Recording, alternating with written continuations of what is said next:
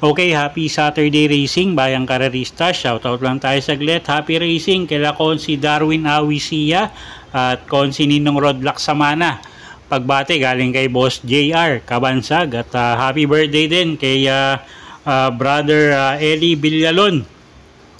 Watching from Abu Dhabi, UAE. Pagbate galing kay Arnie Villalon, October 12 yan. Happy birthday boss at shoutout na rin kay Gagawad Norman Batang 4 na Botas City at kay Boss Luis ng Ever Caloocan at pati na rin kay Boss Boying Balmes. Okay, happy racing mga boss. Saturday racing tayo at Club Don Juan de Manila Festival nga, no? At 10 karera tayo for Saturday racing. Start time alas 2 ng hapon. Okay, as usual, mahirap yung karera natin, no? For Saturday racing nga at simulan na nga natin yung mga giya natin para sa araw ng Sabado, October 12, 2024. Okay, race 1 tayo. Start ng winner take all. Distansya natin dito, 1,400 meters. Medyo magulong karera agad. First choice natin dito, yung kalahok numero G's na si Ang Bigote. Sa kanya ni Edwin Blancaflor. At pag nilabas yung koneksyon, tingin ko malaki panalo, no? At may inam yung kabayong yan. Second choice natin yung kalahok numero 4 na si Magnum Force. Sasakyan naman yan ni AR Villegas, isang diremating kabayo at medyo mababa na rin sa grupo yan. At pwedeng pangdehado rito yung kalahok numero 9 na si Bini Bini, sasakyan ni JC De La Cruz. Okay, so sa race number 1, ang first choice nga natin yung entry number 10 na si Ang Bigote. Second choice, kalahok numero 4, Magnum Force at pwedeng pangdeado kung kursunada nyo yung entry number 9 na si Bini Bini. Okay, next race tayo, race number 2, start ng first pick 6. Distansya 1,400 meters. Okay, first choice natin, no, yung imported horse na rin na numero 6 na si C. Rice. Sasakay nga ni O'Neil Cortez from the Decena Stable at medyo maganda yung numero niya, no? At although medyo bata pa sa laban si kabayo pero matapang lumaban. So first choice nga natin yan. Second choice, numero 3 na rin, Amor Mi Amor, Jeff Bakayka yung sasakay dyan. At may nakikita akong magandang pangdehado rito, yung kalahok numero 4. Magandang pang dark horse yan, Bada Bing. Okay, so sa race number 2, first choice numero 6, C. Rice. Second choice nga natin yung kalahok numero 3 na si Amor Mi Amor. At pwedeng pangdehado kung kursunada nyo yung kalahok numero 4 na si Bada Bing. Okay, race 3 tayo. Start ng first pick 5. Okay, meron tayong 12 kalahok dito, no? Distansya 1,400 meters. First choice natin, kalahok numero 1, couple entering Aphrodite at Bantay Sarado. Sasakay niya ni JMS Torque at ni AR Villegas at Bantay Sarado. Medyo mababa sa grupo yan, isang diremating kabayo. Second choice natin, yung kalahok numero 4 na rin na si Piece of Cake, JB Hernandez, yung re-renta dyan. Ito kasama sa unahan sigurado to, no? At pag nakakuha ng bandera, tingin ko malaki panalo. Third choice natin dito, yung kalahok numero 6 na si Johnny Bani. Sasakay naman yan ni Ace Aguila. Okay, so dito sa race number 3, ang first choice nga natin, couple entering numero 1, Aphrodite at Bantay Sarado. Second choice numero 4, Piece of Cake. At third choice numero 6, Johnny Bani. Okay, race 4 tayo. Start ng second winner take all, 1,400 meters ang distansya natin dito. First choice natin dito, numero 1, King James, Jeff Bakayka yung re-renda dyan. At medyo may inam tong kabayong to, no? At yun nga, tingin ko malaki pa rin panalo niyan. Second choice natin dito, yung kalahok numero 2 na si Wild is the Wind, John Paul Guse yung sasakay dyan. At galing nga yan sa isang napaka-impresibong takbo. So tingin ko mag-aumento pa si kabayo. Third choice natin dito, yung kalahok numero 4 na si Shanghai Silk. Sasakay naman ni JM Estorque. Okay, so sa race number 4, first choice nga natin, numero 1, King James. Second choice, yung kalahok numero 2 na si Wild is the Wind. At third choice natin, entry number 4, Shanghai Silk. Okay, next race tayo, race number 5. Start ng second pick 6. Distansya natin dito, 1,400 meters. May 10 kalahok tayo rito. First choice natin dito, yung kalahok numero 3 na si Sampalocs Pride. RC Tabor yung re-renda dyan. Medyo mababa sa grupo yan. At pag nilabas ng connection, tingin ko malaki panalo.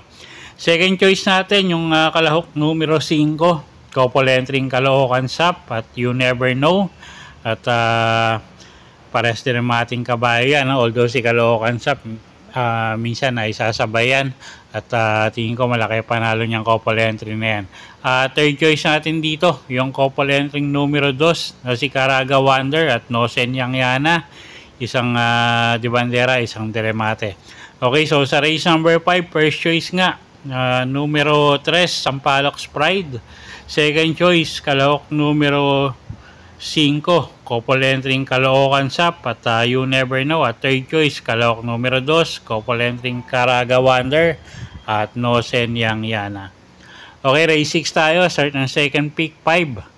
Distansya 1,400 meters. First choice natin dito, numero 9, Kerubim. Sasakay ni JM Estorque, gamay nung hinete. At tingin ko malaki panalo, no? At second choice natin dito, yung kalahok numero 10 na si Monument.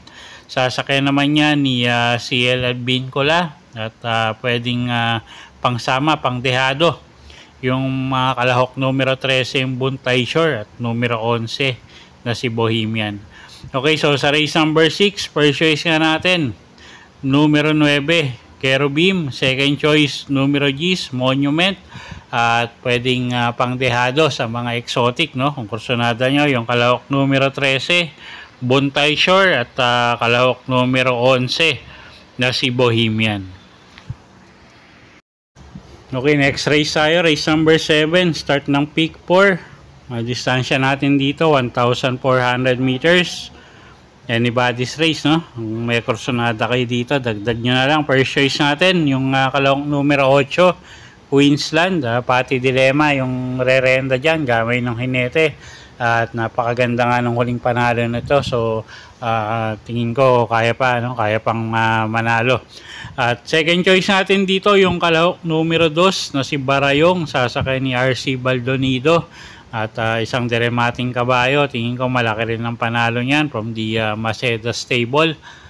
Third choice natin dito, yung kalahok numero 1 na si Laughing Tiger. Sasakay naman ni RM Garcia. Okay, so sa race number 7, ang first choice nga natin, kalahok numero 8, Queensland.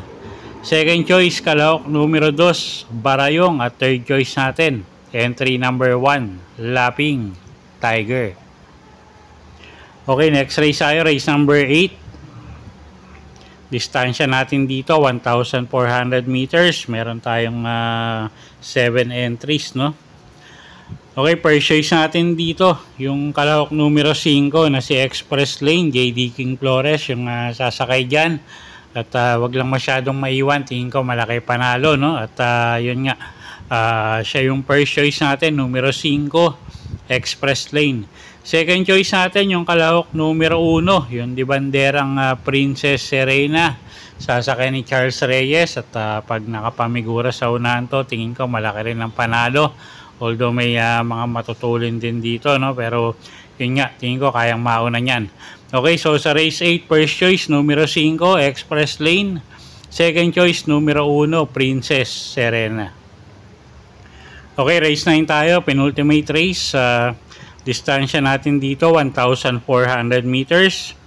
First choice natin dito, numero 2, Golden 8.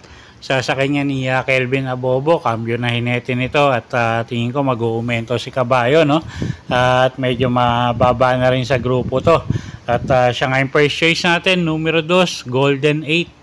Second choice natin, kalahok numero 6, couple entering Gable at Mount Amandiwing. Sasakay naman yan ni Charles Reyes at ni JMS Torque respectively. So tingin ko may tsamba kahit papano. Okay, so sa race number 9, first choice nga natin, numero 2, Golden 8. Second choice, entry number 6, couple entering Gable at Mount Amandiwing. Okay, race 10 tayo, last and final race for the day.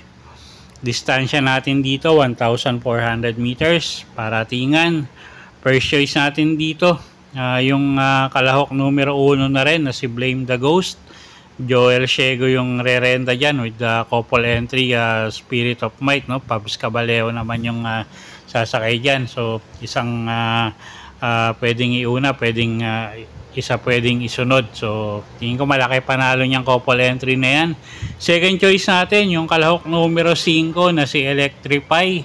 Sasakay naman ni JD King Flores at pwedeng pangsama sa paratingan yung kalahok numero 3 na si Step Bell at kalahok numero 7 na si Bishop Blue. Okay, so sa race number 10, first choice nga natin, entry number 1, couple entering Blame the Ghost at Spirit of Might. Second choice natin, kalahok numero 5, Electrify at pwedeng pangsama sa paratingan yung mga kalahok numero 3 na si Step Bell at kalahok numero 7 na si Bishop Blue. Okay, so yun po yung mga giya natin para sa araw ng Sabado, October 12, 2024. Sana po yung makatulong sa pagpili nyo ng mga tatayang kabayo. Inuulit ko po, kayo pa rin po masusunod kung saan nyo itataya yung pinagpaguran yung pera. Good luck po at happy Saturday racing, Bayang Karerista.